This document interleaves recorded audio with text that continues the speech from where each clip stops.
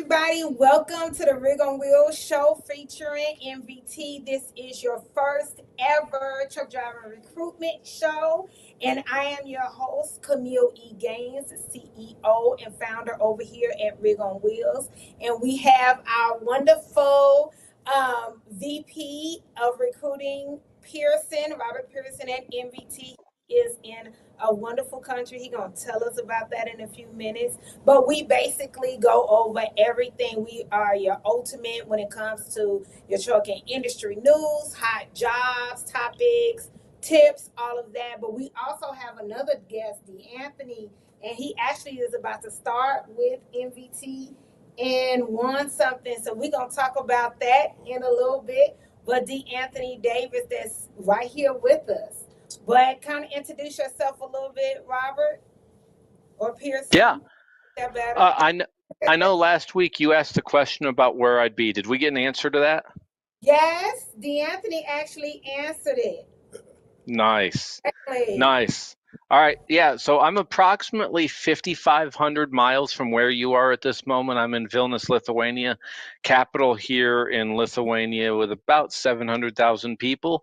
Very friendly people. We have some team members that work out of this office here that I'm presently at. So as we do this, it's about 11 o'clock at night here at this moment, but I'm excited to be on with you. Have a strong Wi-Fi signal, so hopefully we get through this without any type of interruptions or weird stuff going on. But I'm in the Baltic area. It's a beautiful part of the country, unbelievably friendly people. But definitely I'm a little bit homesick, so it's good to hear from you down there in Houston. Yeah, I mean, like your background is cool, though. I like all of that. That's cute. I like that. So Yeah, if this had been during their business hours, there'd be a bunch of people passing me by and most likely photo bombing me. So timing-wise, it probably works. So they probably think you kind of weird, like it's 11 p.m., you in the office with your uniform on. Yeah, the janitor's giving me some looks. Okay, but we got D'Anthony Davis. So D'Anthony, okay, so you're a driver. First, tell us, how much experience do you have? Let's start there. It's been 3.5 years experience being a CDL holder. Okay, talk up a little bit. You from Cleveland, Texas. You're a country boy. I'm from Cleveland, Stop Texas. playing with us out here in these streets. So you got 3.5 years Yes, experience. Yes, ma'am. I started out with Stevens Transport about 3.5 years ago, hauling refrigerated loads with reefers. Mm-hmm. And I left them and went to a local company here in Houston, Texas, where I stayed with them like 2.5 years hauling an end dump. And yeah. And then you saw the podcast last week and gave us a call. And I know you talked to Nimmer. Right. So you talked to Nimmer and started the process from there, basically, right? Yes, ma'am. I got a text message from a friend who referred me to this, which I had already knew about Rig on Wheels, but I didn't know about MVT and what they had going on until I had watched this on YouTube, I want to say, yeah. Okay. So tell me, this is some good information here we want to know, right? So, like, I know you got the text message from your friend in regards to the podcast. And then did you watch the podcast live or did you watch like a replay? I started out watching it live and then somebody called me and I got distracted, but I ended up watching the replay. I wanted to watch the whole thing, from beginning to end. Okay, and so that's kind of how you was able to answer the question. Well, no, not really. I had caught it off from the first time I watched it. Okay. Yeah. All right, so I guess I should just jump in and say this. So I kind of eased it in there. It wasn't like this big thing, but I wanted to do a giveaway, $100 gift card for a grocery store for a driver that knew the location of where Pearson, which we know is our VP of recruiting at MVT, where he was going to be this particular Tuesday for this podcast. And D'Anthony actually was the driver that first texted me about it. Text the 3100 number, 281-968-3100, and text me saying it with everything correct. Yeah. And then actually filled out the application and started going through the entire process. Okay, cool. So we're gonna get into that, but thanks for all of that. That's good. You gave us some good feedback. Great, good. Okay, good. Thank you. So I kind of I'll say we're excited to have D'Anthony aboard. I know he's joining us out of, I think it's Division 440, which is a good spot for us out of Houston there on that end. We have some nice freight opportunities and some newer customers coming on board with us. And so it's good to see that growth out of Houston, which traditionally was a smaller market for us, but we now have about, I want to say 70, 80 people based out of the greater Houston area. So it's been a nice area that we've grown in, and the freight seems to be popping up in that market for us. So we're excited to have D'Anthony join the team and be a coworker with us next week. Yeah, good to be here, man. Good to be here, Rob. All right. Let's make some money together. Yes, sir. Yes, sir. So, I want to kind of jump into some industry news. So I know I had said that I wasn't going to talk about yellow again, but I lied. You know, it is what it is. So I want to kind of jump into it because I know a lot of yellow drivers are starting now to get into the different companies and all of that. We have drivers that may not have that much experience with yellow. They might have a lot of experience, but not a lot of experience necessarily with yellow. And then we have the ones that have quite a bit of experience. We're having more luck placing drivers that have less experience. So with them, okay, so less than 5 years experience are seeming to have a little bit better. What are you seeing at MVT? What are the drivers that tend to be a little bit more successful that might come over to you from yellow? Yeah, generally speaking, that time frame seems about right with what we're seeing, not just with us, but talking to some of my industry peers that work at other companies. We have some people that unfortunately are a little detached from reality, which is causing some confusion in the marketplace. I'll give you an example. We had a prospective individual that we talked to that was making $2,000 a week on a home daily opportunity out of Jacksonville. When you have a carrier that traditionally was known as a low-cost carrier, and you have a driver making twice what the normal driver in that specific market makes for the same type of job, A, companies will go out of business, and B, the hard part for a driver like that is they've become accustomed to a lifestyle that's just not supported. The supply and demand is not there. Unless somebody is willing to pay twice as much for a loaf of bread, or the $160 Air Jordans now becoming $300 to pay for it. We've had a little bit of that where some drivers are available and they're talking to carriers, but their understanding of what the current market plays or pays has been warped. And so there's some folks that unfortunately are having a tough time right now. We wish them the best in that scenario. We want to have very honest and direct conversations with them, just as I would want if I were in their shoes. There's a lot of things that influence pay. Freight levels. Do you live in a consumer market versus a market that has a lot of freight going outbound that pays pretty good? Do you have experience? Do you have any endorsements? There's a lot of things that go into that, down to where you live. In my role as a VP of recruiting, if I lived in the middle of Manhattan in New York City, I probably would make a different amount than what I make living in El Paso.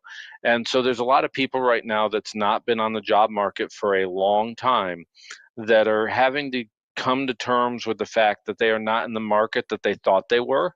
My best piece of advice to all those folks is to ask around a lot of questions, talk to a lot of truck drivers, do your homework and reacclimate yourself to the industry that you're in, because any carrier has to make profit, and when they don't make profit, you end up seeing what happened with yellow.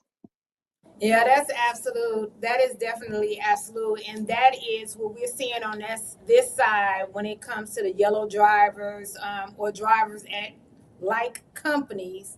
They're not used to what the average pay is out here, 60,000 or less for a driver. And unless, like we spoke, they're specialized, quite a bit of experience, very clean drivers. So when you're talking about $2,000 a week for a local driver out of Florida, So that definitely is $100,000 driver. That just, the math not mathing is what the Look, streets. I will always point out, and I've gone into truck stops, and if you hang around at a truck stop long enough, you get into a bit of a measuring contest. People brag about their cents per mile, or they brag about how many miles they're running, or you'll still hear people go, I run with 3 logbooks, and you go, wait, I thought everybody was on e-logs. So you still get those stories. The key caveat to this here is A, don't believe everything you hear. And then the B part of that is there are some ways to make really good money in this industry, but you got to understand what the sacrifice is and how those people do that. I could point to owner operators that make $380,000 a year doing household moves. The thing I would point out though, in those people that I know that do that, they are on the road 9 months at a time. They don't go home. Right. And think about how unenjoyable it is to move your own furniture, let alone moving furniture for somebody else's house. So that's the thing is whenever somebody says something that you go, wow, that is a lot of money, there's some follow-up questions you should ask to that. I'm not saying they're not making that, but you got to be real careful and go, what did you do to get to that point? What sacrifices do you make? So if you have a wife and kids that may not want you to be gone for 9 months at a time, as an example, that job may not fit into your lifestyle. If you decide, I hate moving furniture, I really don't want to lift somebody else's couch and be liable if the couch is broken, that job might not be for you. And so it's that thing about having an honest discussion with yourself before you even pick up the phone and talk to a recruiter. Ask, what am I willing to give up to make this? What am I willing to give up and to do this? Now, I'm fortunate with Mesilla Valley Transportation. We don't require any endorsements. We don't touch freight. I don't want a driver to be a lumper. Their value proposition is they are the subject matter expert on moving freight down the road. So I'm not trying to convince somebody to unload a trailer by hand. With that said, just be honest with those conversations. So like you would with any company, if there's a $12,000 sign-on bonus someplace, you should be asking, why do they have a $12,000 sign-on bonus? You'll see that with certain dedicated accounts. There's a reason why there's that sign-on bonus. And I'm not saying not to do it. What I'm saying is there's more questions that need to come after that. If y'all don't notice, Pearson doesn't like sign-on bonuses. Just in case anybody was wondering. If it's your money and you deserve the money, I want to pay it and not play a game with your paycheck.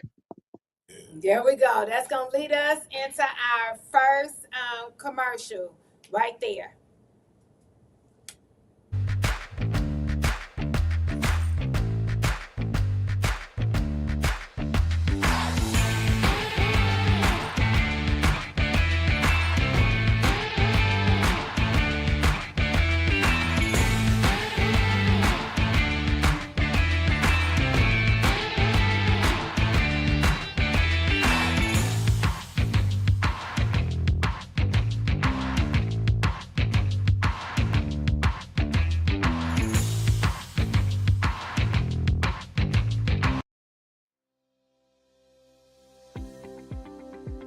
My name is Stacy Morton, and my position is OTR driver, and I've been with the company for 8 months. I enjoy being with part of the family because good miles, nice people, they listen to the drivers. The pay is excellent here at MVT.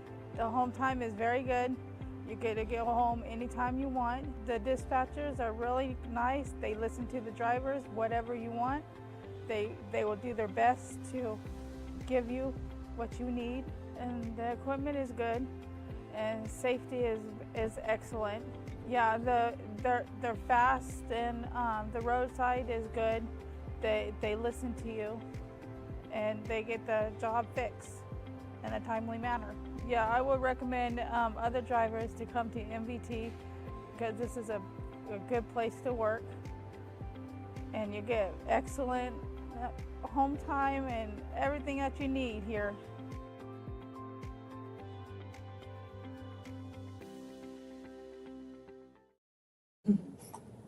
Hey, welcome back, everybody. Look, thanks for coming back. We had to have an extended break because I had to get me some water. I wanted to kind of dive right into a hot job. Josue, better known as Joshua, which is your internal recruiter, actually wanted to talk about Division 220. So our El Paso, the Portland, or the Portland job. So can we, dive into that one? So I know the hiring area is Salt Lake City, Phoenix, and Portland. Yeah. Yeah, it is a job. And just like in the last segment where we talked about sacrifices, the hard part about the job is you're out about 7 to 8 days at a time, and you're really doing mountain driving in the Mountain West. So it requires a high attention to detail and being able to deal with differing weather conditions. And when the weather changes, it changes quickly. But that's also the job that you'll generally see somebody get into the six-figure range. So the trade-off is, yes, it is a bit of a more challenging job, but on the flip side of it, you have a strong pay rate going up to 60 cents a mile. You'll see pay that will get you in that six-figure range, anywhere between $90,000 to $106,000 a year. It is one that we have very low turnover on. The drivers that are on it like it. There's some unique challenges that come with that mountain driving. It's one of the few divisions that you might potentially see us go through the Eisenhower Tunnel. That will normally go over I-80 to get west to Denver. But yeah, Salt Lake City, Portland, Phoenix, three markets that tend to have a bit of a higher cost of living. So it's also a job for a driver to provide them with the opportunity to make the amount of money they'll need to live in those higher market cost of living markets. Perfect. Now, I wanted to talk about what are some of the safety features that MVT has for a driver that has to go through the mountains and those type of sacrifices? Yeah, first it comes down not so much of a feature of equipment, but communication. Our dispatchers and the fleet managers that are specifically on that, all the way to the director, what we call a DOM, which is a director over a specific set of divisions, have experience dealing with 220 for extended periods of time. So they understand some of the challenges that come with driving in the mountains. B, we have customers that also understand those things. So if we communicate with the customers effectively, God forbid there's a snowstorm, a blizzard, the customer knows the whereabouts of their freight. You're not being hounded every 2 hours because we keep everybody in the loop, from the driver, the fleet manager, to the customer. We get into the Smith system, which is a great defensive driving course in preparing for what the four-wheelers are going to do on the road. We have the latest technology on the truck to make sure you're safe, so you have reliable equipment in terms of brakes. And I'll be honest, the cameras on the truck make a big world of difference. As you know, one of the things you have to worry about anytime you deal with wildlife in the road, which will happen in the mountains, but it also happens in other parts of the country, is if a deer's on the road, do not swerve for the deer. Run through Bambi. You much rather hit the deer than swerve into a ditch. That camera can be extremely helpful in developing some of the training materials that we've had in those type of issues. So it's a multi-pronged process to make sure that you're safe on the road. And fortunately for us, our fleet statistics is, in terms of safer, would say that we're winning that fight. Pearson, I cannot take you seriously, but yeah, I like that story. Yeah, let me point this out. I do not want Mesilla Valley's slogan to be "Run through Bambi." Just let me be very clear on that fact. Oh, okay, good. Thank goodness.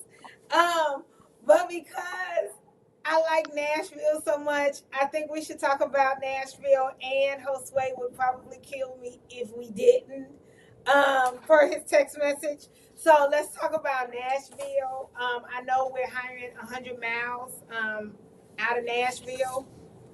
I think you should talk about it so I don't have to put on my readers and look. Yeah. Well, let's talk about a couple opportunities out of Nashville. We have what we call Division 400, and we have what we call Division 10. We'll start with 400. Division 400 is going to have you go from Nashville going to what we consider our version of the Northeast. We are not going to New York City. We are not going to New England. We don't run through the boroughs. If you see a lot of our trucks going across the GW, the George Washington Bridge, something has gone horribly wrong. Our version of the Northeast is central Pennsylvania, maybe upstate New York, like Ithaca, Binghamton, maybe Albany, but that's kind of a bit of a stretch. So we'll go up to the Northeast. We'll come back to the Midwest and generally into the Tennessee Valley. Really good long-term customers that have been with us decades. Again, no touch freight, no endorsements required. You have a team there in Nashville that's extremely supportive, so it's a very collaborative environment. If you live in Nashville, you'll be doing orientation in Nashville, so you'll physically be there from day one with your fleet manager, which is a nice luxury for us to have. The other division, that position pays about $90,000 to $95,000 a year. The other division that I have openings for at this moment, because not all divisions are open because we're filled, is what we call Division 10. This division is somewhat unique. So if you come into the company and you're not quite sure what you want to do yet, but you really want to get a feel for what we do, is we have a Division 10. And Division 10 is essentially a floater division where you go to where the freight is hot. The nice thing about it is you don't have to worry as much as the seasonality in freight. You're going to go and we're going to get you loads to the freight areas that we have in divisions that are spiking up freight wise. So our Division 10, it might be that, hey, you know what, we have a ton of freight out of Houston. We're going to get you on a load going to Houston and you're going to run 440 freight this week. It may be that, you know what, we have some opportunities and we're going to have you run out of Jacksonville this week. So it's a bit of a unique thing. It, like Division 400, is about a 100-mile hiring radius around Nashville, but specifically it gives you an alternative. So if you're not sure what you want to do, or a division that you've seen for us in the past isn't open yet, it gives you the opportunity to get on with MVT. And when those positions open, you're the first in line for those positions before we open it up to the rest of the general public. Love it. Love it. Okay. Love that. Okay, so what I want to do is go to commercial, but I'm going to talk about what we're going to do next because I want to do something a little bit different. Okay, so normally Pearson and I talk about tips and stuff like that, but because we do have a driver in the house, I kind of want to give him the opportunity to tell us about tips. But I wanted to kind of not like put you on the spot, even though that's kind of what I do, and give you the opportunity to kind of think about what you want to tell us. But so when we come back, I want Pearson to talk about how my husband, if he was a driver, could win me a car. After Pearson does that, then DeAnthony can tell us about tips, and then we go from there. Okay. So Kayla, take us to commercial. So about the car. So then Pearson can talk about how my husband can win me a car. Mi nombre es Carlos Vázquez. Tengo trabajando 3 años aproximadamente y somos B1 y andamos en territorio Estados Unidos. Lo que me gusta de MVT es que tiene buenos viajes, buenos camiones y muy buenas millas. Mi comunicación con el despacho es muy buena y todo eso, y siempre están a la orden del día. ¿Qué pienso del equipo de los camiones? Pues que están muy bien y les dan sus mantenimientos, sus PO y todo lo demás, alineación y balanceo, todo, cambio de llantas y excelente servicio. La compañía cada trimestre regala un auto para los operadores. Me motiva pues a crecer más como persona y pues, para dar el 100, como dicen, para la compañía. Welcome back, y'all. So Pearson, take it away. Tell us about car. I had a feeling this was going to come up. Yeah, absolutely. One of the things that makes MVT different is our fuel economy.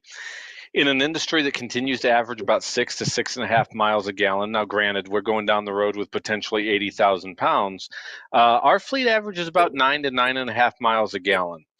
There's a number of factors that lead into that as to why we're one of the most environmentally friendly fleets in the entire industry. A couple of those reasons are technology-wise and some other practices, but the number one reason by far is behavioral on the driver's part. Good pre-planning, not hard braking, understanding the value of keeping that truck moving rather than getting off every 30 minutes to go sightsee makes a significant difference in your fuel economy. To the point where at the end of every quarter, whoever gets the best fuel economy on the fleet, we're going to give a brand new car to. What we found the last 2 out of the 3 winners, were drivers that we'd hired in the last couple of years. So they were not people that had been with us for long periods of time. One was, but the other two weren't. Most of our divisions are more than capable of doing this. It seems to be a wide variety of divisions that win this.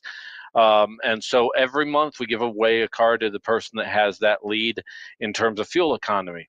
The other thing to keep in mind is, just like any job, driving is no different. Driving, you improve over time and you get better at it and you know more about it. So when we get into the tips with D'Anthony, you'll find what he knows today probably is significantly grown. So if you start out with bad MPGs when you get started with us, what we view as bad, which is generally around 7.5 miles a gallon, work with us. We'll work with you to get that miles per gallon up, make sure it's not the equipment that's a liability for you, and you can get there. So keep pushing forward on it. Additionally, above and beyond just giving away the car, whoever's the number one person in terms of MPGs for the year, we pay $25,000 to. Roberto Sandoval won it the last time. We'll award another one for 2024 coming up. So the MPG bonus is something that's uniquely different, but I can tell you it is something that we enjoy doing, and it's always great to meet somebody that's an expert at what they do on the road. So tell me, Division 440, what is the likelihood of being able to win a car? High. You have a couple things in your benefit. A, running along I-10 where you have a lot of flat land right there. Unlike the Western U.S. where you have the winds pushing you back towards the east, the nice thing with I-10 is flat land is a positive to you. Having flat surface to run on with less in the way of traffic can be a real benefit. Two, the length of haul helps on that. So it's a little bit of a longer length of haul where we have some divisions that are shorter, so you have less time stopping. So that also helps to you there on that end. So those two factors contribute to it, but at the end of the day, there is no bigger impact on fuel economy than what the expert behind the wheel does. That person ultimately, if you look at anybody that's won it for us in the past, when you meet with them and you talk to them and kind of dissect how they pre-plan, how they understand traffic patterns. Hey, I let my fleet manager know I can make this delivery, but I need to do it in this manner because of when traffic increases. If you live in Houston, as an example, I'll use that as a good one. Houston, if you get into that town at the wrong time of day, that traffic is not good for your fuel economy, and it's probably not good for your stress levels.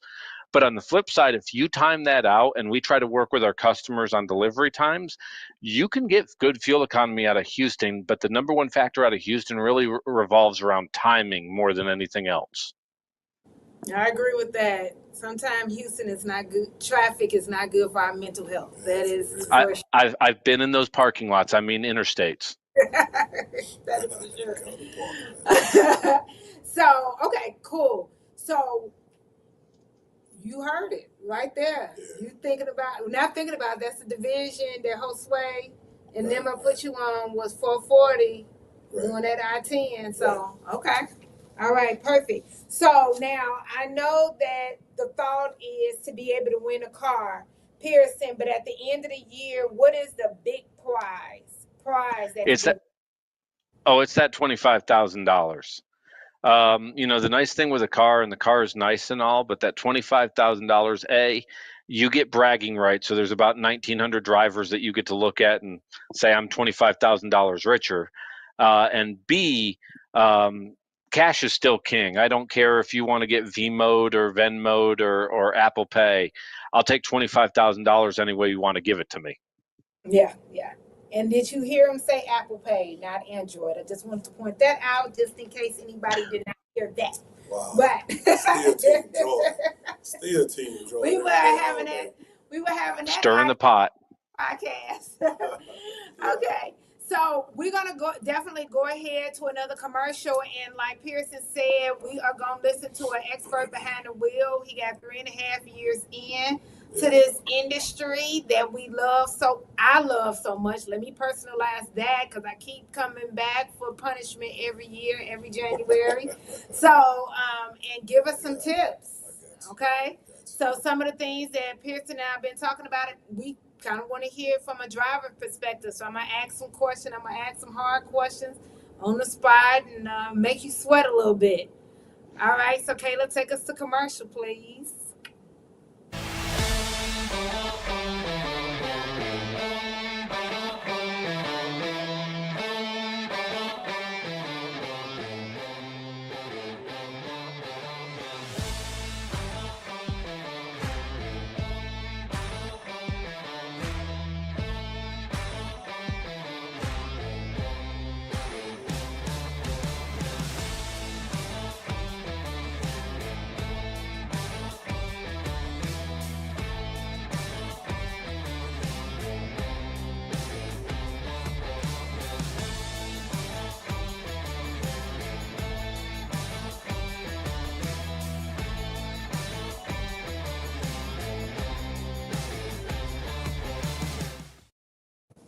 Okay, welcome back. Welcome back. You ready to answer I'm ready. Shoot it. Shoot it. What you got? All right. Don't say shoot it. I'm from Chicago now. And you from the country, so shoot it for both of us might be different. Yeah, it is. For real. It is for real. Okay, so Pearson, I always talk about communication with the drivers, right? Pearson wants the drivers to definitely communicate because it's the way that the longevity at the company, at MVT, like it keeps the driver at the company, lets him know, and everybody there know what's going on, right? For us at Rig on Wheels, it lets us know where to place you because we actually have the ability to place you at many different companies, right? So it allows us to know what you want, what your family wants, what your needs are. So talk to us about a tip or tips as a driver when it comes to communication. What do you think? Well, one tip I would say is really like I'm gonna piggyback on what you said about knowing what's best for you and your family as a driver, because you could be in an over the road drive and be gone too long, and that causes problems at home. It causes problems with your family. You're missing family events. I'm a family man. And it's best that you pick what's for you, whether you local, whether you regional, or whether you over the road. You have to go with what's best for you, and that way it's comfortable. You understand what I'm saying? Yeah. And me personally, I prefer local. I prefer regional. I don't really like being over the road, but I'll do it. Over the road is something that, like I say, you have to really be prepared for that. You got to know what you're getting yourself into to be gone so long like that. And okay, so your Rig on Wheels recruiter was Nimmer. Right. Okay, so what I would tell her is right when and this is what I mean about communication. So when you just said local, regional, over the road, that sounds wonderful. What does local mean to you? Local to me is at home every night. What's regional to you?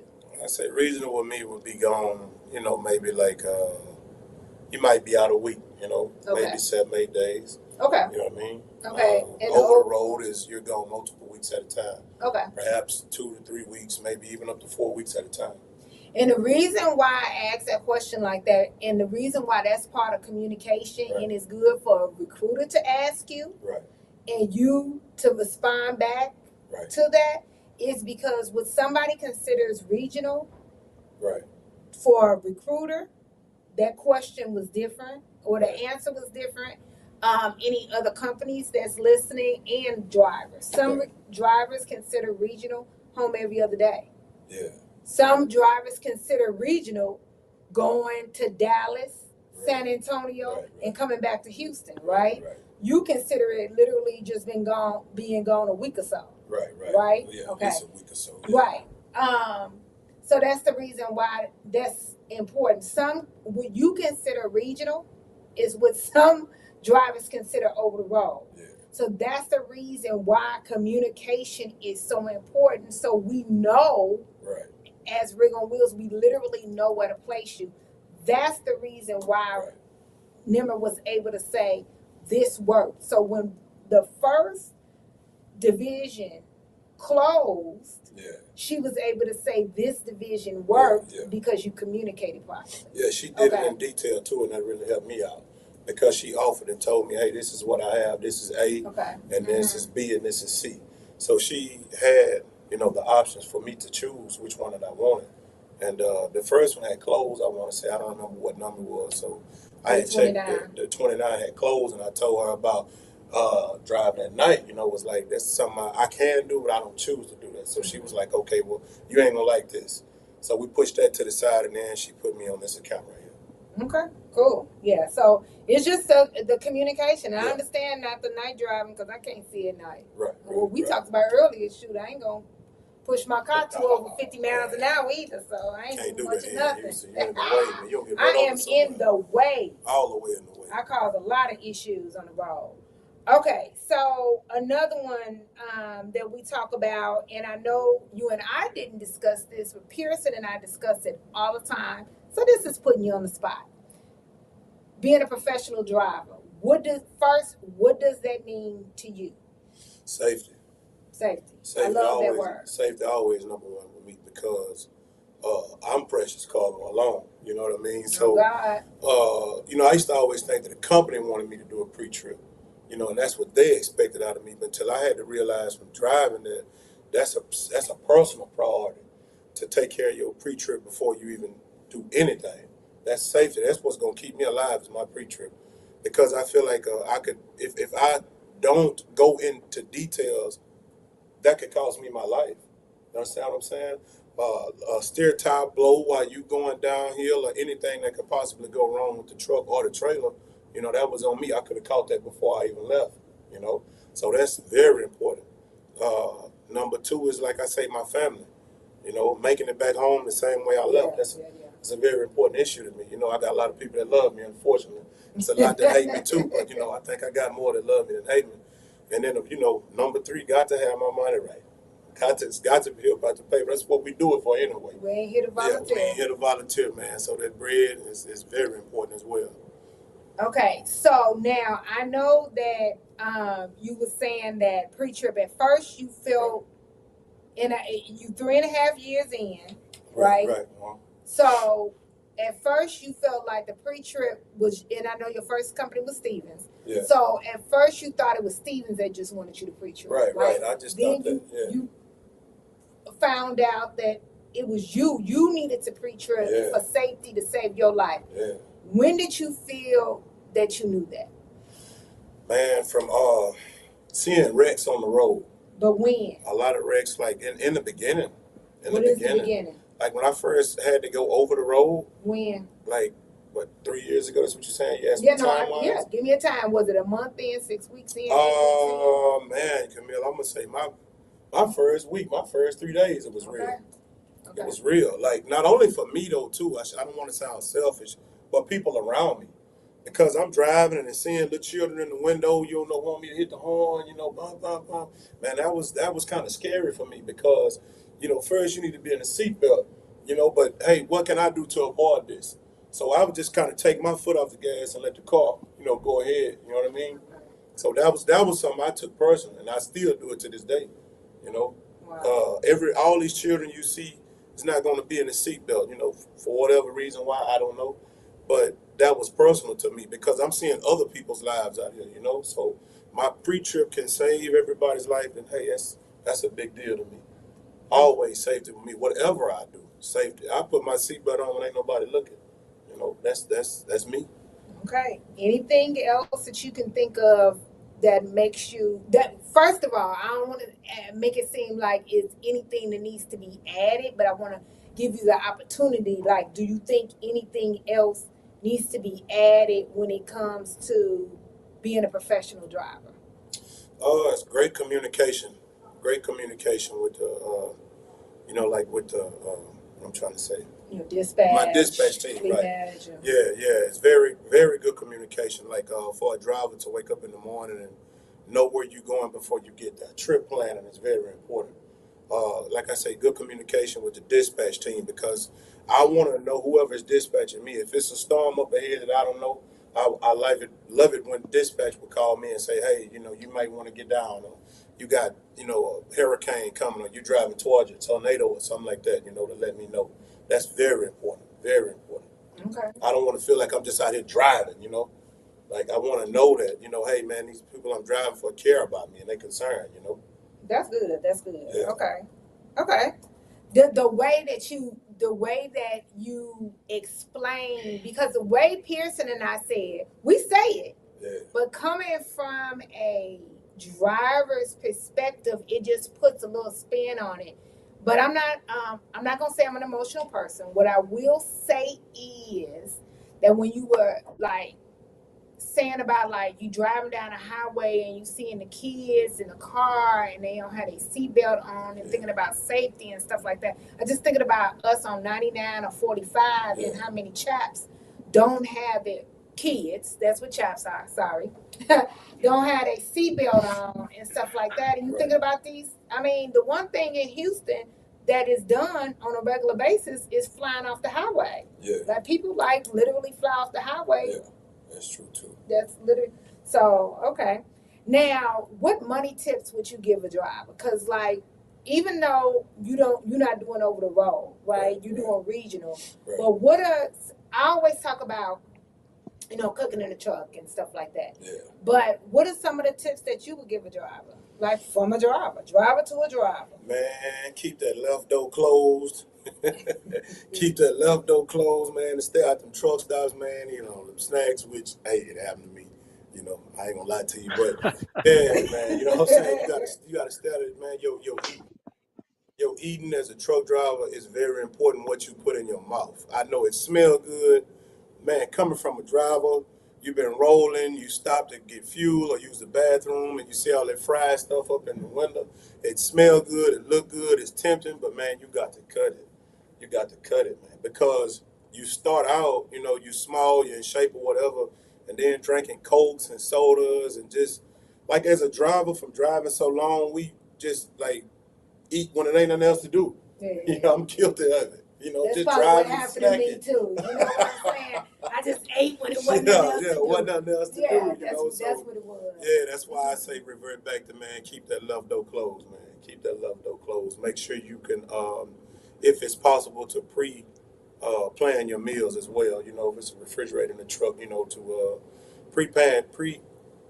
prepare your meals before you leave the house, and that helps. Okay. It saves you money, and also you know what you're getting. You know what I mean? Yeah. We got something else in plan for you. I'm not gonna tell you right now. I'm gonna have my team do something for you because you just jogged my memory. I'm trying to go to heaven, y'all. Don't worry about it. I'm trying to go to heaven, but it just pray for you, you gave me an idea. You still in my deal right here, D'Anthony. But no, you just gave me an idea. But okay, so those are your 3 tips right there. Yeah. Okay, cool. Something else you want to add, Pearson? No, I think those are really good tips. I've been fortunate in my life. My grandfather, rest his soul, passed away in December, but he was a driver for 54 years. My uncles were drivers 20 plus years. In fact, one of my uncles started where D'Anthony started over there at Stevens. A long time ago, but still at Stevens. The thing out there that I can't emphasize enough is that communication between the fleet manager and the driver, though. Not every fleet manager has driven a truck. We prefer to have fleet managers that have been behind the wheel because it helps that relationship gel a little bit more. But with that said, it's not necessarily the case. I can tell you don't want me driving a truck, so not everybody belongs in a truck. With that said, that communication between the fleet manager is really important and the driver. That's where the magic happens at any trucking company. It's where the revenue's generated, is between those two individuals right there. And you have to assume that person on the other end of the line doesn't know what it's like to be on the road. And the person there has to assume that the driver on the other side doesn't know all the 50 other drivers he's trying to help either. Right. If you can stay calm, it's trucking, bad things are going to happen. There's going to be a storm, or a customer cancels a load, or something funky is going to happen in trucking at some point. If those two people can stay calm, detailed, and talk to each other on a routine basis and really understand what both are trying to do, this becomes a lot easier. Because if you get two people where they meld like water and oil, it goes downhill real south and there's no saving it. That relationship is ultimately, at any trucking company, the most important relationship in the entire company. Because if it's good at that spot, now you can fix all those other problems. Absolutely. And I wanted to point this out. D'Anthony, I'm not sure if I said this. If I did, just pretend I didn't, everybody. But D'Anthony is the one that won the $100 gift card. He listened very closely. He said, I thought he was saying before the podcast that he heard it in the replay, but actually he heard it the first time. Where Pearson said he was going to be, because he couldn't believe that Pearson was going to be in another country doing it. But no, Pearson is very well traveled on a regular basis. So that is what it is. But what we're going to do is go to commercial very quickly, come back, and what we're going to do is change it real quick. We are going to have it where the Anthony is going to put us in a hot seat and ask us some questions. So, like, because I know you want to know, like, some stuff that recruiters lie about. Yeah. You know what I mean? That's right. And, you know, I'm a Virgo, so we don't lie. You may not like what I say most of the time. It's going to be all a lot of words, but it ain't a lie. So just take us to commercial, Kayla, for a few seconds, and then DeAnthony gonna put me in a hot seat. Yeah.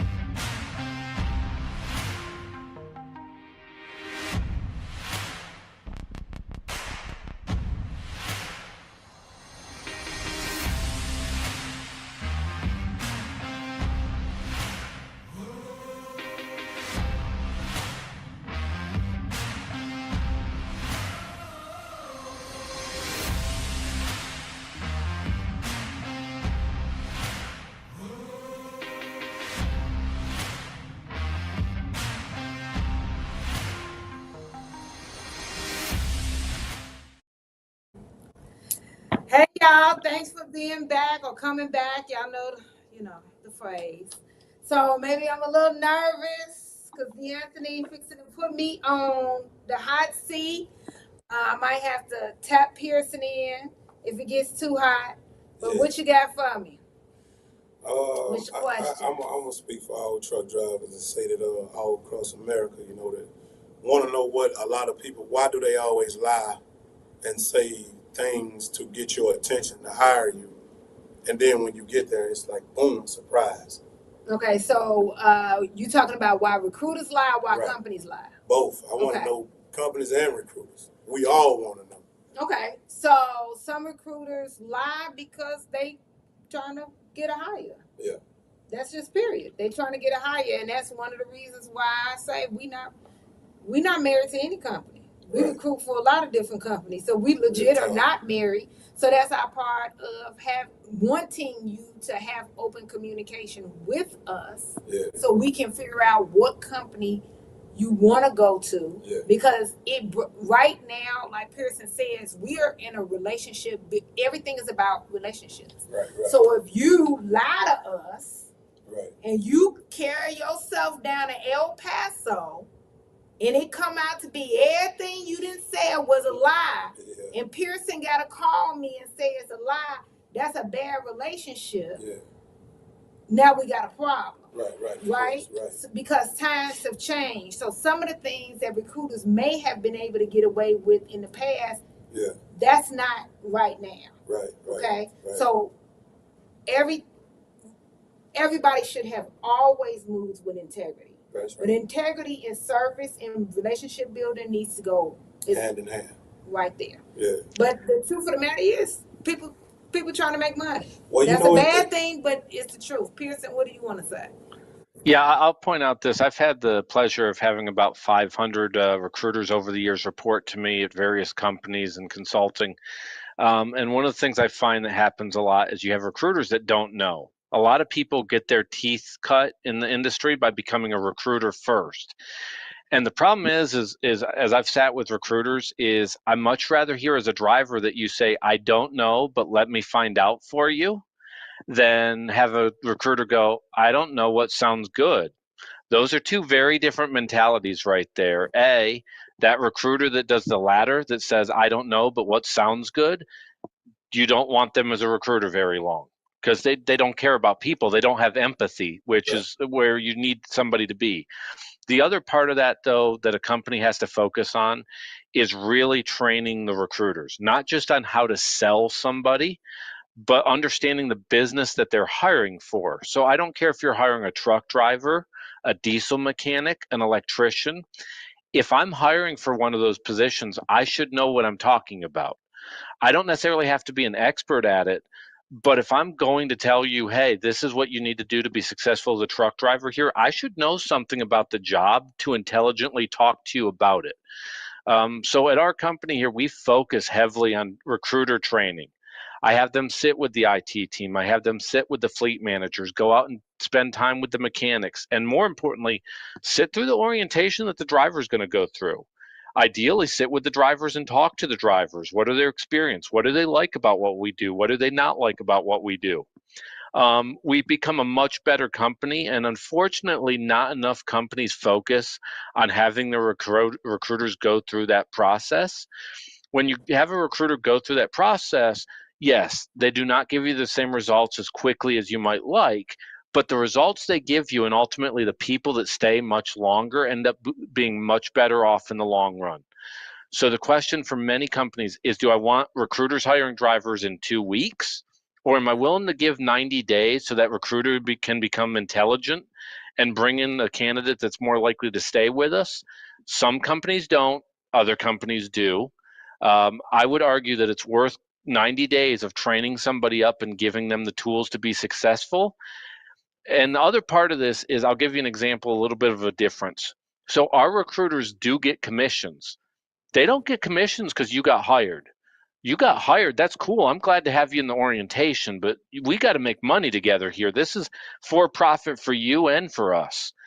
That recruiter doesn't get their commissions until you've actually stayed with the company and are now behind the wheel and being successful. That sounds like a real little thing, but if you're a driver, you want your recruiter making a living. Nothing wrong with that, but you don't want your recruiter making a living because you happen to show up to orientation. That recruiter's incentivized financially to get you into class, not to have you be successful in that scenario. Yep, that's the reason why communication and education is important. Right. Yeah, so it's not just getting you to class. Right. Well, what coming from a driver, what's scary is, like I say, me going to El Paso. When I get to El Paso, I'm finding out, ain't nobody tell me about this. Mm-hmm. I get my first check and look at it like, oh man, I thought you said you got to get on the phone. Like, hey man, you told me, said, that's what I'm speaking of. Yep. I think the biggest thing here is the number one thing when I hire a recruiter and I talk to anybody about hiring a recruiter, and I'd say this about a lot of other positions, is the recruiter's number one skill set has to be empathy. Yeah. Pretend that you were recruiting your mother into the job. Right. If you were recruiting your mother into the job, how would you want her experience to be? Right. Now, I'm a little biased. Like I said, most of my family's been in trucking most of my life, so I wear that proudly, and it does make me a little biased. But I will tell you that any recruiter I have, be it sitting here 5,700 miles away in Lithuania or sitting in the office in El Paso, is you've got to have empathy to be successful as a recruiter. And you will find that the recruiters that lack empathy, they don't last real long in this business. They eventually burn out, and about a year into it, they're back, flipping burgers or doing whatever they're doing. The recruiters that end up making a career out of it, and the number one reason is because they have empathy. Yeah. What's your next question? Because that is 100%. Oh, I can't think of nothing else at the time. So you just think we liars? No, you gotta give me something else. Come on. Well, I'll give D'Anthony this, and I didn't realize it was an insult at the time. My grandfather taught me to drive when I was about 16 years old, and we were in a little Geo Metro. Which, if you've never been in a Geo Metro, my advice to you would be don't get in a Geo Metro. But as we're driving and I'm grinding the gears, my grandfather looked at me and says, "You're going to grow up to be a damned recruiter." I didn't realize that at the time, but that was actually an insult. But who knew? He called it, and it ended up working out. Listen here, recruiter is one of the best jobs. I'm just saying, I'm very biased. But anything else? Because you were saying some of the things that you feel like recruiters lie about. Because I know I'm going to do a YouTube about some like the top 5 things I think recruiters do lie about. But that's something that come to my mind for right now, and it's crazy. I think about something later, I'll just call up here and tell you. That's something. Well, if anybody else is looking to definitely get on with MVT, they love our podcast, love seeing Pearson's smiling face. and want to join the team, definitely give us a call at 281-968-3100, 281-968-3100, or go to rigonwheels.com and fill out an application at the website. Thanks everybody for tuning in or looking at the replay, and we'll see you back next week on Tuesday at 3 p.m. Central Standard Time. Bye-bye.